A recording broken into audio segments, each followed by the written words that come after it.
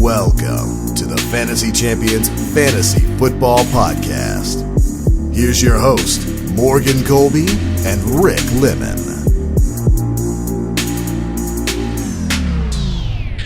Honestly, never feel prepared for this show. I have like 40 different tabs open just for this one, this one segment. Here we go. There's the final one. So as you can see on the name of the video, welcome to Fantasy Champions Fantasy Football Podcast. My name is Morgan Colby. I got Rick Lemon with me as always. We're going to talk about today some Dynasty rookie rankings. Last week we talked about, what was it? Wide receivers? Is that right? Yes. I just want to let you know, don't tell me Rashad Bateman's going to the Ravens. If you tell me that again, I'll freaking kill you.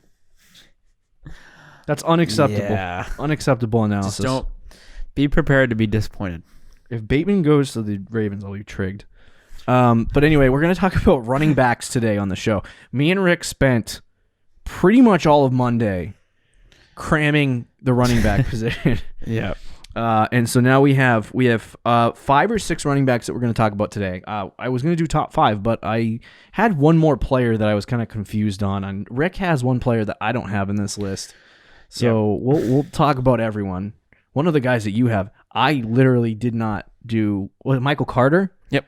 Yeah, I didn't do a ton of research. Well, I didn't Carter. do it. I didn't do like any on Kenny Gainwell. So can I just say, you know what? Let's before I jump into this mess that is the running back position this year. Be sure to check out our website, thefantasychampions.com. Follow us on Twitter and Instagram at the FFChamps on Twitter, at the Fantasy Champions on Instagram. Follow us, like us on Facebook at facebook.com/the Fantasy Champions. If you're listening on Apple Podcasts, Spotify, Stitcher, or any other podcasting platforms, be sure to leave a review and share this podcast with your friendones. yeah, Please. And subscribing is the best way to support the show. If you're watching on YouTube, subscribe, click the bell for notifications. You'll get a nice, pretty notification on your phone. The graphic that we made, and then comment down below please like the video. Like, you start watching it, just hit like. You get this far, you smash like, pause it, hit like, go back to watching. And then comment down below literally anything you want.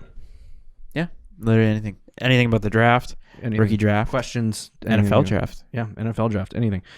So let's jump into our top 5 Dynasty rookie running back rankings. I want to start this off with a couple of rookie running backs. Did I say rookie running backs? Rookie running back rankings. Rookie running backs. You got it. So, as always, I want to kind of preface this by saying, A, this class of running backs is hot trash. This kind of reminds me of the David Montgomery, Josh Jacobs class. That's exactly what this is, I think.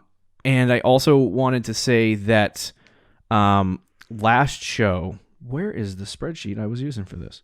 So, last show, we gave you the average college not metrics, but I want to say measurables for players. And I wanted to give that here.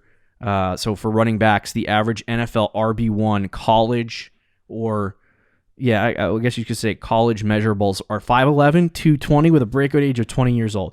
Now, breakout age for running backs doesn't really matter coming out of college that much. If you break out at 21 and a half years old, then you break out at 21 and a half years old. So that's that.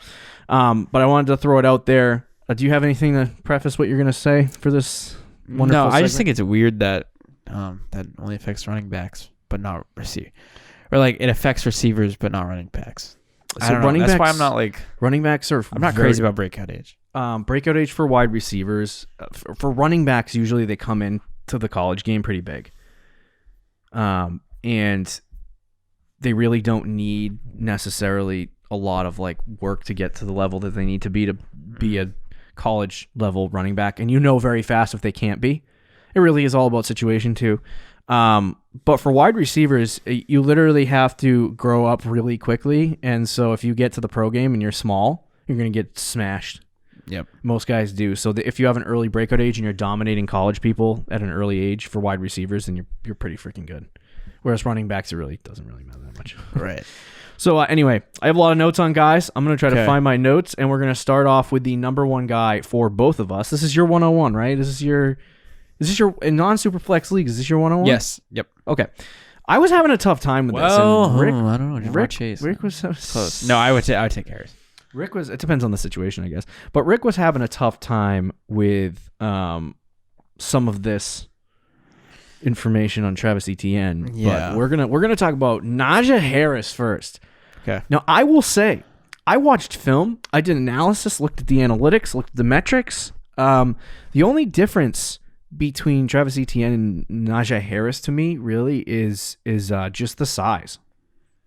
In terms of like they're different running backs. I just mean in terms of like talent and what they can do. Like I think they're both equal. Whereas in most classes there's like above and beyond a clear like guy. For me, these two guys are like, if they both end up in good spots, I'll love them both equally. Okay. Whereas Jonathan Taylor last year was like, I love him so much. Yeah. So we'll talk about Najee Harris first. What are your thoughts on Najee Harris? You know, it's funny because I'm the opposite. Last year I was like, oh, I love Taylor, but I also love DeAndre Swift and I like J.K. Dobbins. Those are my top 3 guys coming out. Yeah.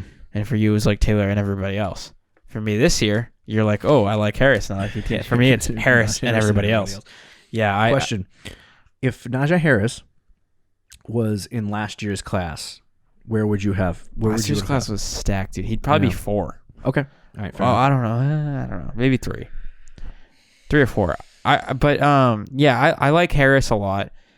I watched his film today too, but I've seen a lot of his film beforehand. I don't watch a ton of college football, but the little I did watch live was Alabama games. Yeah. And Harris was great in every single game. Now, granted, that Alabama offense this year was ridiculous. Like there'd be so many wide open holes for him and Devontae Smith, but he still had moments where you're like, that will translate to the NFL. You know, breaking tackles. He showed off his vision on holes. Like he's just a really solid running back. The only knocks I've seen on him is his age, and his breakaway speed is not the greatest, but it's not bad. According to this, he ran a 4.45. Yeah, that's not bad. I mean, for his size, I think for him, his top speed is good. It's just getting to the top speed that's the problem. Yeah, it's like having a car that drives 210 miles per hour, but it takes really long to get there. But as just a pure runner, he's the best in the class for me, at least. Yeah. He's got all the tools. He's a great pass catching back as well. I saw LaDainian Tomlinson, LT. He compared him to Le'Veon Bell in his prime. Wow. Yeah. So I was like, okay. I don't know. They run a little differently, but similar. Who can take them? Steelers. Yeah, dude. Yes, sir. And play him like Bell, with maybe. Mike Tone. Now it's 350 times a year. That offensive line might not be as good as it was when they had Bell. That's true. But yeah, I mean, that'd be great. I would love him on the Steelers. Yeah. I mean, I love Najee Harris, man. I think the first real thing that kind of popped out to me when I watched the film was his size. Yeah, he's big. And he literally just runs through people. He's not Derrick Henry big, but he's close. No, he's close. He literally just runs through people. Yep. I told Rick before we started recording the podcast, I don't know if we're going to talk about him on the show. I believe we might, but Chuba Hubbard, I watched film of him first, and then I watched Najee Harris, and it was just night and day. It was like I thought Hubbard was good, but when I saw Harris, I was like, this is freaking ridiculous, this guy. So he is 6'2", 230 pounds, and 21 and a half years old was his breakout age. So he kind of fits. The only thing is the breakout age, but I don't really care about that for running backs. He fits the bill for and it's Alabama. Metrics. So breakout age means literally nothing for Alabama running backs. Alabama running backs and for Alabama wide receivers. Really, anything Alabama, if your breakout age is late, it's because you play for Alabama. Yep. So he had he was the top recruited. I think it was a 5-star. What do they call it? A five-star recruit. 5-star recruit out of high school, and he was offered. I guess that it was like the year he came out of college for college, they had changed the rules so coaches could text players to recruit them. And he said as soon as the deadline opened for when they could start doing that, he got like 100 text messages in a minute from coaches around the country. Yeah, he's been so he's been a star since in high school. I think his final year of college. I read this online today. He had 2,500 plus yards and like 30 touchdowns in one season. That is ridiculous. So no wonder he was like the highest rated prospect. So he got offers from everywhere, and he could have been a starter from day one, but he chose Alabama. Mm-hmm. So I don't know if that's because he wanted to win or he wanted to sit behind people, but he had to sit behind Damian Harris. He had to sit behind Josh Jacobs. I want to ask this question: Josh Jacobs or Najee Harris? Not like obviously you would take Josh Jacobs for this season, but in the future, dynasty, which one do you want? That is close. I want to see his landing spot, but it might end up being Harris. Okay. Yeah, I think he's. I watch him on film. I think they're about the same age, though. Yeah, they're both the same. Like, I think Jacobs is 23-ish. Yeah. So I was gonna tweet this, but I felt like I was gonna send out too much Najee Harris. I texted Rick and I said that I'm taking over the Najee Harris train and I'm driving it straight to RB1 town. Well, not if you have ETN over him, Doc. You gotta definitively have Harris. See, I that's why we're talking about Harris first. Okay. So he has Derrick Henry size. He's a great pass catcher. He has great vision. He is a solid pass blocker, which is super important. Underrated. For the pro game. That's underrated. Yeah. His ability to be a 3-down back because of his pass catching ability. And he's elusive. So not only does he run people over, but he's actually pretty elusive. He's not like speedy. But he can run people over and get around tackles pretty easy. And he has I saw somebody say this. I think it was PFF put this in their pros for him or strengths, and it said special catch radius. And so I had to figure out the frick they like he's got a large. I had to watch some film to see what they were talking about. And boy, were they right. He literally has a ridiculous ability to just catch any ball that's thrown his way. Like I watched Miles Sanders this year dropped so many passes from Carson Wentz's terrible throws. I'm like, imagine if Najee Harris was there. And I love Miles Sanders, but like for a running back to have the ability and the catch radius that he has, it's incredible. He does have all the tools. Like you said, there's some cons that I wrote down, but they're not really anything like because of his lack of running at a top speed. Or getting to his top speed slowly. He really only gets like 15 plus yard runs all the time. He doesn't really break it away for 60, 70 yard gains like Travis Etienne might. But he had 25 carries of 20 plus yards over his entire career, which is not great. So, and he doesn't have a lot of that top end speed. So I think that's the only concern for me, but that was the same concern for David Montgomery, and he's totally fine. So I think Harris is probably going to be a better prospect than he's a way better prospect than David Montgomery was, but I think he's going to be a better NFL player. Yep. I'm with you on that. As far as landing spots are concerned, you have the Bucks, the Falcons, I don't know where you Steelers, get these Dolphins, and Cardinals. These are just guys that you don't really like the Bucks, but the Bucks are down. They have Fournette and from Ronald what Jones. I've heard, Fournette's a free agent, and Ronald Jones they're done with. Okay, Bruce Arians is weird. The problem with Ronald Jones is he can't pass block either. So is that why? Yeah, I will of all these teams, the team I've seen him linked to the most is probably the Dolphins. Yeah. With that Alabama connection with Tua. Now, we weren't talking about the Steelers before, but the Steelers are letting James Conner walk. So yes, they're in the market for a running back, whether Steelers it's free agency or honestly, if he goes to any of these teams, I'm all on board. Yeah, for sure. I would be a little bit concerned with the Cardinals because I watched Kenyon Drake all year split time with Brickhead over there. So I think honestly, my favorite spot would probably be the Steelers. That would be it. Yeah, that'll be. I'm still concerned. They have like Benny Snell and I'm not concerned. Who did they draft last year? Anthony McFarland. Like they have all these random running backs. Yeah, if it's for running back, I was gonna say this before we started, but for running backs more specifically, you can draft a wide receiver in rounds 5 to 7 and still be a success year one or moving forward. For running backs, it's very hard because I would say rounds 1 to 3 are where you want to get your running back. So if he gets that kind of, he's gonna get that. To me though, if he gets drafted by any of those 5 teams you listed, he's still the RB1 for me. Like it would take a lot to. He would have to like he gets drafted by the Jets. Was he the RB1? Does he hold on to that title? Yes. Okay. Just because opportunity. Now, if you say he gets drafted by the Patriots, well, I don't know. If he gets, I doubt that would happen. But I'm just using that example. All right. Quickly, what round is he going? I'm gonna say early second. Okay, I would agree with that. There might be a taker late first, but this is not really a year for running backs. Yeah, I don't see running back going in the first. I don't see running back going in the first round either. The 2 guys that we talk about at the top here, probably I would say the best chance of being the first round. Yep. Mm-hmm. So if a guy goes in the first round, I would say lock it up, saddle it up, 101. If it's ETN, if it's Javonte Williams, Najee Harris, I would probably, depending on, does it matter on landing spot if you drafted in the first round, besides New England? Yeah, not really. I mean, I don't know. I'd have to see. So, yeah, but anyway, let's talk about the next guy, Travis Etienne. ETN was actually the complete opposite from Najee Harris.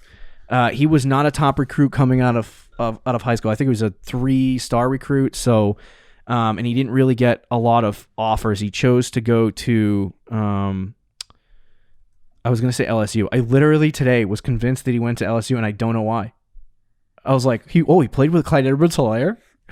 I have no idea why that was in my head. But anyway, he played at Clemson. You know what's funny though? I got him mixed up too with Trey Sermon. Like I always think he's like Ohio State. It was funny. I said that, and then I was reading about Travis Etienne, and I guess him and Clyde went. They didn't go to the same high school, but they came from the same state. Mm-hmm. And so LSU recruited both of them. And Travis Etienne was going to go to LSU, and then he waited, and he decided to go to Clemson. Good choice. Yeah, good choice. So, I mean, both of them won a national championship, so I guess it doesn't really matter. Sure. But he chose to go to Clemson, which is a good choice. And he started from the biggest thing for me when I was looking at Travis Etienne and his statistics more specifically was his consistency. From year one, when you look at the breakout age, he broke out at 18.6, which means in his freshman year, his true freshman year, he literally freaking broke out, had a really great season, and it was his consistency over his whole career that he held on to. And I think what that really impressed me is just the consistency, because I think a lot of guys here that you'll see on this list, like Kenny Gainwell had one good season, right? Javonte Williams had one good season. Trey Sermon had one good season. Chuba Hubbard had one good season. And it's like a lot of these guys, even Najee Harris, he had like 2 good seasons. So it's like Travis Etienne did it from year one all the way to the end in terms of his efficiency and all of that stuff. Yep. So he's been dominant, and I don't know why he went back to college. I think that really, really hurt him. Yeah, because the last year was, what is he? The one concern I had with Travis Etienne when I watched him on film, I was like, he looks great. He has a lot of pros. Mm-hmm. One of my big cons for him was the 5.4 yards per carry. Yeah, that he disgusting. Had this past season. But didn't he have 44 catches? Something like that. I can pull that up for you. Yeah, 48 catches. So, and the funny thing is they were talking about, you look at his first year, what was that, 1 catch or 5 catches? I can't see it. 5 catches. So he had 5 catches year 1, 12 catches year 2, 37 catches year 3, year 4 he had 40. He's a great pass catching back, just like Najee. He was, people were like, in year 1 and 2, they were like, Travis Etienne can't pass catch. He sucks. He's not a good pass catcher. And then he was like, okay. And then he got better at it. So he improved. Yep. I freaking love Travis Etienne. I watched Najee Harris. I'm like, there's no way that this guy can be matched for me. And then I watched Travis Etienne and I was like, he's good. So he has burst and explosiveness. He goes to the top. He gets to top end speed very, very quickly. He's a great pass catcher. He has big playability. One of the things I freaking loved about him, and what popped on the screen for me was his contact balance. Like it literally was like Calvin Kamara. You know, when Alvin Kamara gets hit and he can just guys bounce off him. Yeah, that's Travis Etienne. He's small, way small. Like he's 5'10", 205 pounds, and that's small for a running back that you want to be a 3-down back. And that was my biggest concern about him when I watched him on film. Guys were just bouncing off him, and I'm like, what does this kid do? Right? Like, what are you doing? So yeah, he's just very consistent. I think wherever he goes, he's going to be fantastic. Okay. Yeah, I don't mind Etienne. I'm definitely not as high on him as you are. Okay. He's a great pass catching back. He does have big play potential. He's very fast. I don't love his vision is good. I don't think it's as good as Harris though. When it just comes to purely running, yeah. It's not like he's lacking you made a good from point with vision. Right. He's not bad. He's just not, to me, he's not on the same level. Not on the same level, yeah. Right. I think you make a good point with him bouncing off defenders. I like that. But man, my issue with or defenders bouncing with off Etienne, again, don't watch a lot of college football live, right? Yeah. I watched a few games live this year, and it was only 3 teams. It was Alabama, Ohio State, or Clemson. Okay. Every time I watched Clemson, I was just so unimpressed with Travis. I always had such high expectations. Yeah. And then I'd watch the games, and I'd be like, man, he does not look good. And I don't want to blame it on him all because the offensive line would have moments where it just wasn't nearly as good this year. He looked bad this year, like on the ground. And it showed in Trevor Lawrence also. Like he was getting pressured. I'll just say this. PFF grades, they grade like every player in the NFL, and they grade players based on their position, so like rushing grades and receiving grades and different stuff like that. So the previous 2 years for Travis Etienne, he had a 90 and a 91, which was like top 2, top 3 in the country. Yep. And then this year was 82. Yeah. Chuba Hubbard had a better rushing grade this year. Yeah, it was gross. I mean, and I remember watching Hubbard had a bad season rushing the college football playoff game where it was Ohio State and Clemson. Yep. He was so bad in that game where it wasn't all on him. There was plays where the offensive line was just the Ohio State defensive line destroyed the Clemson offensive line, but there was like 1 or 2 carries where he had room to go, and he was just like I think it was because he was getting hit all game. Yeah, where he just didn't see the hole, and he would just get blown up. I mean, he had 32 yards. Now, to note, Clemson did have 4 offensive linemen get drafted the year before. Yeah, no, so it is fair, but he was not good this year at all. No. And that is something that worries me with Travis Etienne, and it's the reason why I honestly like Javonte Williams just as much, if not more, in some aspects. I think they're very close and different in some ways, or they're different players, but they're close in what I feel like they'll be in good running backs. But yeah, I mean, it's close. I like Etienne still, and I think if he's going to be the player that he was in his sophomore and junior year, he's going to be a fantastic NFL running back. But if he's the player that he was in his senior year, I think he could be a bust. Yeah. I mean, he very well could be. I personally think, based on his pass catching ability too, I think if I don't know what team he's going to. I think the Dolphins are probably Dolphins. I think Cardinals too. Yeah, he feels like a Cardinals type of. There was a guy. Hold on a second. There have been a lot of people linking Najee Harris to the Cardinals because of the fact that he played with Tua. You mean Dolphins? Yeah, Dolphins. Why did I say the Cardinals? Frick me. I don't know. Anyway, so yeah, I don't know where Travis Etienne's going to land. I would love to tell you that, but at this point, you're getting a second round mock draft, so you're just getting confused. Yeah, right. So let's talk about the next guy that we have, which is Javonte Williams. Rick has him 3, right? Yeah, it's like 2B and 2A with Etienne and Williams. Okay. But yeah, I think after this is a massive drop off for every running back. This is like tier. And then you drop 14 tiers, and then you put the next. So you have like Harris, Etienne, top tier, drop, Williams by himself, and then drop.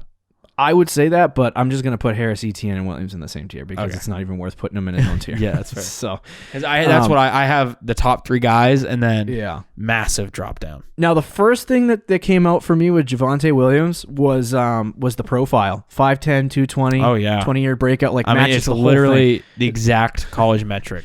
So I looked at that and I'm like, okay, gotta see the film because I like it. I like players that are this size. He's expected to run a 4.5, which is very similar to some of the better running backs in the game. He's not quick at all. Right. But yeah, so I saw that pop off the page. Now, Javonte Williams, he was a nobody for the first 2 years of his college career. Yep. He came out of high school and he had one offer, and that was North Carolina, and that was it. And so, of course, you're going to get a scholarship from a college. You might as well just go to the school, the one school that gives you the offer. So he ended up going to North Carolina, and he played the first 2 years, did not have good seasons. The second year, he was okay. He wasn't bad. Yeah. He wasn't bad, and he had a decent season. Didn't get a lot of opportunities. And what was it? 5.6 yards per carry. Yeah. On the ground, he had 5 touchdowns, 933 yards. Is that what I see? Yep. And then the following year, he decreased his attempts to 157. Yep. Got 7.1 yards per carry and increased the amount of 7.3 yards per carry, and he increased the amount of rushing that he had. So he was having I don't want to say this, but like if he got in a full workload, he was going to have a Heisman like season. He had out of all 3 of these running backs, I don't know. Harris probably had the best one still, but Williams was close. Last year, you're talking about Najee Harris and you were talking about Travis Etienne, even Chuba Hubbard coming out in that last class. Yep. He was probably the 3rd guy. But Javonte Williams was nobody. He was like, no one was talking about him. He was probably going to end up being like a 7th round pick or an undrafted free agent. And then he had a really great season this year. And he popped onto the page and everyone's like, okay, this is what happens. This is why when you're good, you just go into the draft.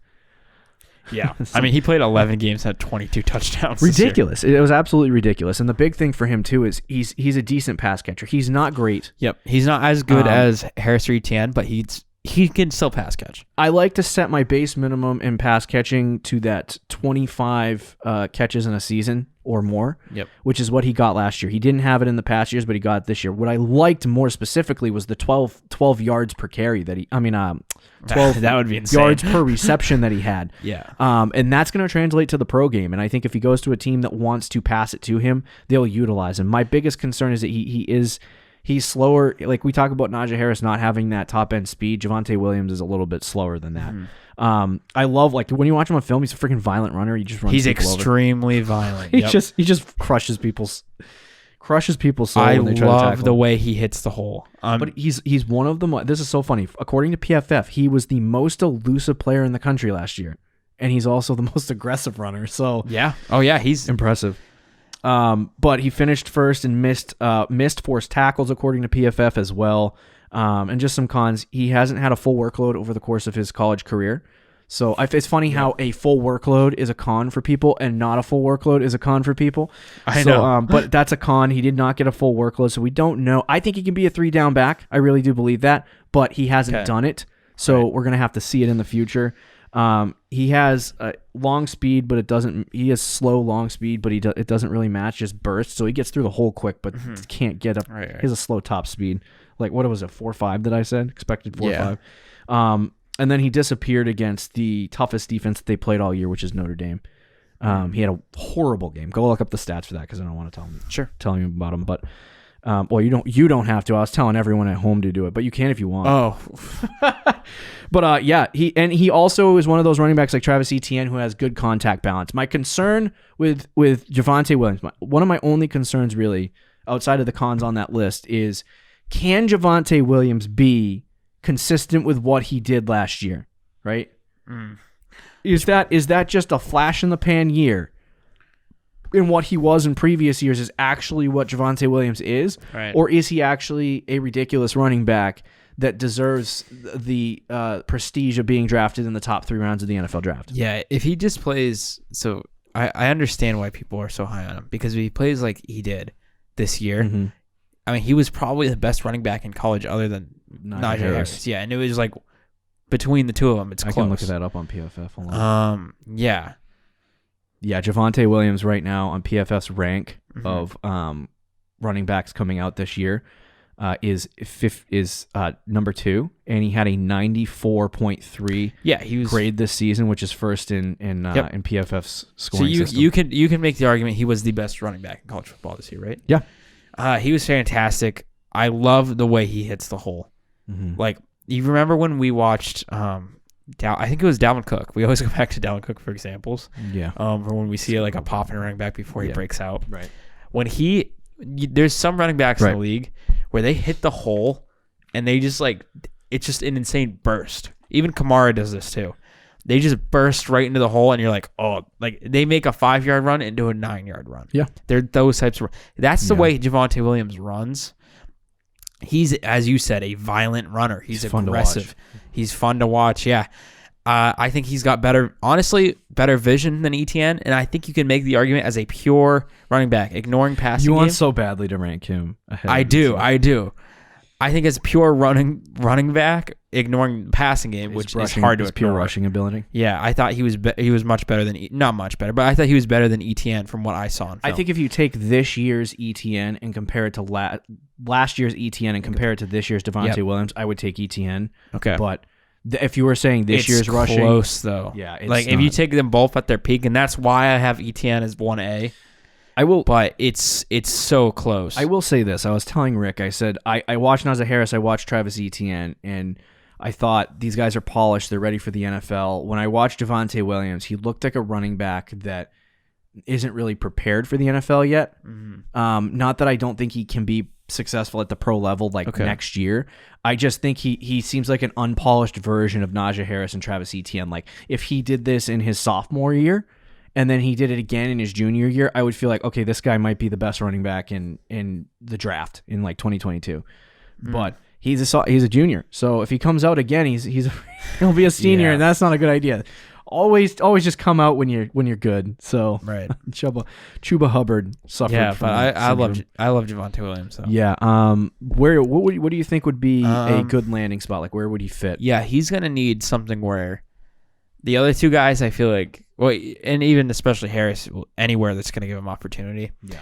Williams, I think, needs to be in at least a decent situation. He needs to be in a situation with not a lot of other running backs. Which is the teams that we've talked about. Mm-hmm. Would you like him on the Falcons? I feel like on the Falcons, they're just too bad of an offensive line. Sorry, they're a good offense, passing wise, but they fired their coaching staff, right? They did, and their offensive line. Yeah, I don't know. The Falcons kind of scare me, but at the same time, they might have a lot. Like Javonte Williams on the Jets, I would not like. Yeah, no. The only running back on the Jets that I would still like is Najee Harris. For me, yeah, I would not like Javonte Williams on the Jets, but I mean, a lot of teams that are interested in running backs, they seem like pretty decent landing spots. The Cardinals, the Steelers, the Dolphins, the Falcons, those seem to be the main teams. So any of those spots, I think, is still fine. Yeah, fair enough.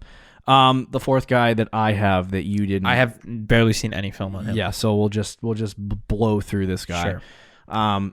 Like I said, we're just about to enter teardrop territory.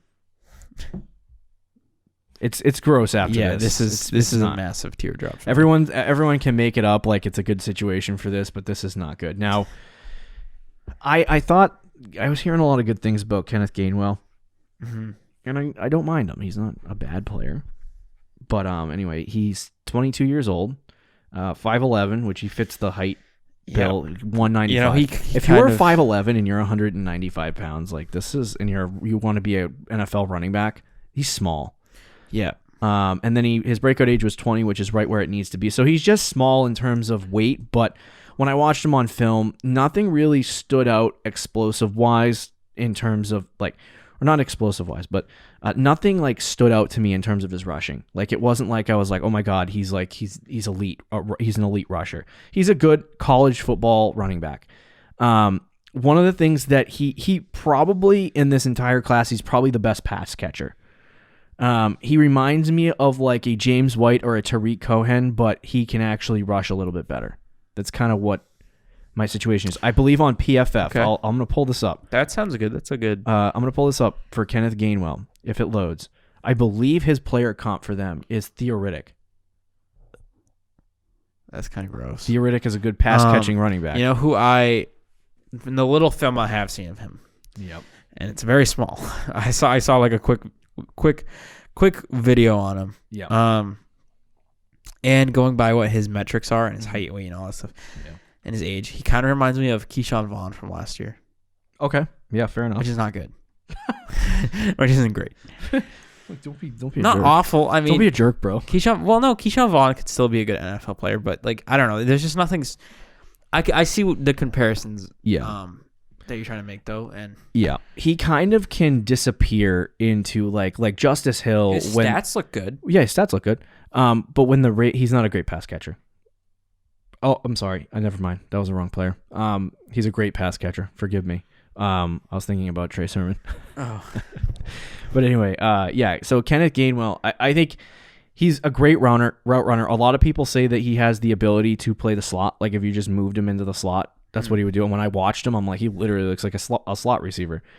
He has excellent pass catching ability. He could play a slot role in the NFL. He has elite agility. And then he wants to run hard. He wants to run like Javonte Williams, but he's just not big enough to. But he wants to, and he tries to, which is, I guess, good for a running back his size. I think a lot of running backs his size will just run away from that. He has had a lot of comps to Antonio Gibson now that you've looked him up. So what I will say is because he was the starting running back at Memphis ahead of Antonio Gibson. Yep. Antonio Gibson only had 30 carries. What was it in 2019? Yeah, the year he got drafted, and that's why everybody was complaining. And yeah, he was the backup to Kenny Gainwell. So that is an interesting thing to note that Kenny Gainwell, at least in Memphis, they felt like he was the better running back. Yeah. And then some of his cons is obviously his size. He's too small to be a workhorse running back in the NFL. I hate saying that about a particular player because that's when they end up being a workhorse running back in the NFL. But he's just, I don't think he can handle. He can put on the weight. I don't think he can handle 250 to 300 carries a season. Either, he has too much. When you watch him, they call it freelancing, I guess, but he does too much when he runs. Mm-hmm. Like he'll see a linebacker and then he'll juke like 4 times just to get by him. And I'm like, would you just relax a little bit? You don't need to run all over the field to make a play. Like he'll literally run backwards to create space so that he can run forwards. Like it's the strangest thing, but he does way too much running all over the field. Yeah. He opted out of the 2020 season, so he was having a good he had a good sophomore season and then chose not to play. I believe if he had played this year, he might have been a little bit higher in terms of where he is right now. But he chose to opt out of the 2020 season, and then he's kind of slow for his size if you watch him on film. He's expected to run a 4.5. So I look at Kenneth Gainwell, and I think there's a role for him in the NFL. I think it's going to be a pass-catching role for a team like a Theo Riddick, a Tariq Cohen, a James White. Yeah, and that's what's going to end up happening. Change your pace back too. Yeah, maybe a change of pace back. I think the top. I remember I looked back. Who's the Saquon Barkley's backup running back? What the frick is his name? Oh, Deion Lewis. No, the other guy. Wayne Gallman. Wayne Gallman was ranked in a similar position as Kenneth Gainwell. Yep. I see Kenneth Gainwell as a Tony Pollard, Alexander Madison type player where they either bring him in to play a specific role and he's going to be a pass catcher like Cohen, or he's going to come in and he's going to end up being a backup to a workhorse. Yep, I'm 100% with you. I think when I get to him, the film, he's probably going to be like my 4th or 5th guy. Yeah. To me, it's him or either the fact that he's someone we're not even going to talk about is absolutely ridiculous. Yeah, it'd probably be him or Michael Carter for me. But yeah, that just shows you how weak. Because like after these top 3 guys, you've seen any combination of like the next like 6 guys. Yeah, it's the same thing. It's like the same player, really. Right. A lot of people are going to argue. I told Rick before the podcast, I'm like, a lot of people are going to argue whether Trey Sermon or Trey Sermon or Khalil Herbert or Jamar Jefferson or Michael Carter. And it's like, and one of them will be good. One of them is going to be good, but they're all going to be the same. Yeah. I think for Gainwell, he could very easily end up in the 2nd or 3rd round as a draft pick to a team. And if that happens and it's a good landing spot, I will consider looking at him because there is a chance he could be a good 3-down back. I don't think he's going to be a workhorse and be out there every single play like Bell was. But I think for me, I think he could be a 3-down back. If he's drafted in the top 3 rounds and he ends up at a good landing spot, then maybe we'll reconsider how we feel on Gainwell. Okay, yeah. But I think as far as I think he's going to go between rounds 4 and 6, and he reminds me a little bit in terms of draft stock to a Justice Hill, where if he gets drafted in the 4th round, it could go either way. He could either get the work, or he could just disappear into the distance. So that's kind of where Kenny Gainwell is for me right now. I don't know if you have any more thoughts on him, but no, I think that's it. We're going to talk about Chuba because I learned that's how you're supposed to say it today. You watched some Chuba, didn't you? Yes, I did. So Chuba Hubbard. I was looking at Hubbard and Sermon today, and I haven't looked a little bit at Michael Carter, but he would probably be in this range right around where these guys are, and it could go in any order. But I watched Sermon and I watched Hubbard, and Hubbard just he looks like he can do a lot more to me than what Sermon can do. But I think Hubbard is the big thing for me is Hubbard right now is a one-dimensional running back. He can do one thing, and that's run wicked fast, and he's very elusive, and he has good vision. He's a decent pass catcher. He can't pass block. He can't run people over. He doesn't run hard because he doesn't have the physicality to do that. And so when I watched him on film, I was like, he has great vision and decision making. He gets to top speed very quickly. He does really awesome jump cuts. Like he'll see a hole, and then he can see the linebacker coming in to fill the hole, and then he'll jump out of that hole to try to save the play. And he led the nation in 2019 in carries, I believe. So he's 328. Yeah, he had it. So he can be a workhorse if you need him to be, and he has the ability to pass catch as well. The concern is that he's not versatile. And because he's not versatile, I think NFL teams are going to look at that and think, I don't want him. Because if first 3 rounds, they want their versatile running backs. They want running backs who can do multiple things. This guy can do one thing. Can you train him to do the other things? Maybe. Mm-hmm. But I think when you watch Hubbard, he looks really great. He literally has the ability to turn any play into a huge touchdown run. Oh, yeah. And it looks incredible. And he might be able to do it more than Harris or ETN can, but that's about all he can do. And even the things that he's really good at, he's not elite at. So that's my concern with Hubbard. Yeah. I even think PFF, they do projections on what round they think they're going to go. They projected him 5th or 6th. So he should have come out after he ran for 2,049 yards. Oh, yeah, big time. Huge mistake for him to stay in college. Yeah, some people have compared him to Cam Akers, not on the field, but in terms of having, like, not a great team around him and just having, like, a bad year, but they see the potential in him. And then other people think he's, like, shouldn't even, like, be drafted. He's like a horrible player. So there's definitely a lot of mixed opinions about Hubbard, but from what I saw in film, he looked good. Very inconsistent. Like you said, the jump cuts are there. He has a ability to turn anything into a big play. Yeah. But man, he was so bad this year. It was like ETN, literally, but seriously, 6 yards a carry his first year, 6.1 yards a carry his second year, and then like 4 yards a carry, 4.7. Yeah, something like that. Yeah, 4.7. Yeah, in his third year, and I'm like, what in the heck happened to him this year? And I was trying to figure it out. I'm like, why did he go from being? I'm assuming the offensive line was. He also got hurt. Great, and he got hurt. He opted out and then unopted out, I think. I don't remember. Yeah, that. I'm willing to give him some of the benefit of the doubt. I remember the Big 12 was trying to. They canceled their whole season, and then they were like, "Frick, this weren't." I think he has more potential than Gainwell. And to be honest, on film, I liked him a lot more than Trey Sermon, who I didn't like at all. Or he was okay, but like I said, all these kids are talented, but I think Trey Sermon is not. He's not my favorite. Yeah, he's not my favorite either. But Hubbard, he definitely has the potential. It's just going to be a matter of if he gets drafted in the first 4 rounds. If he gets drafted in the first 3 rounds to a good landing spot, once again, I think that's a good thing. It changes the game, yeah. It changes a lot of things, and I think Hubbard ends up, really maybe passing Gainwell, but I don't think he's going to. If he ends up a 5th round pick, it's gone. He don't draft him in dynasty rookie drafts. At all, because it's not going to be worth it. Yep. It really, a lot of people will be like, "Oh, what are you talking about? I'm going to use 4th round pick on him." And I'm like, yeah, maybe. But even right now, if he's a 4th round pick, I don't want to spend a 2nd round pick on him, and that's where he's going. Yep. So it's tough, but I think landing spot matters. It's a weak class. It's a very, very weak class at running back, and I think you might get 2 or 3 really good. Last year is remember the 2017 class?